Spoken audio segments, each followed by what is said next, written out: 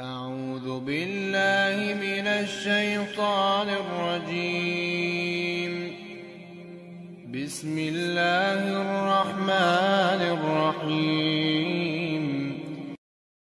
الحمد لله الذي أنزل على عبده الكتاب ولم يجعل له عوجا قيما لينذر بأسا شديدا من لدنه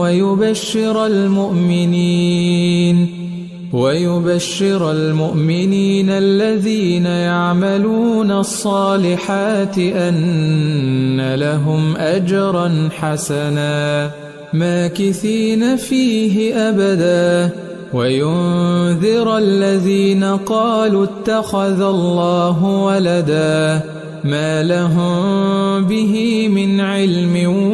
ولا لآبائهم كبرت كلمة تخرج من أفواههم إن يقولون إلا كذبا فلعلك باخع نفسك على آثارهم إن لم يؤمنوا بهذا الحديث أسفا إنا جعلنا ما على الأرض زينة لها لنبلوهم أيهم أحسن عملا وإنا لجاعلون ما عليها صعيدا جرزا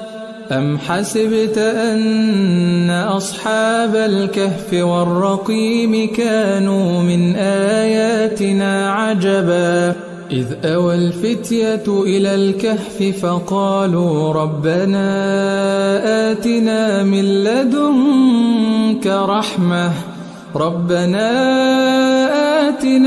لدنك رحمة وهيئ لنا من أمرنا رشدا فضربنا على آذانهم في الكهف سنين عددا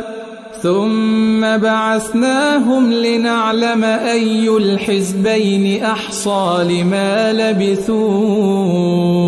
أمدا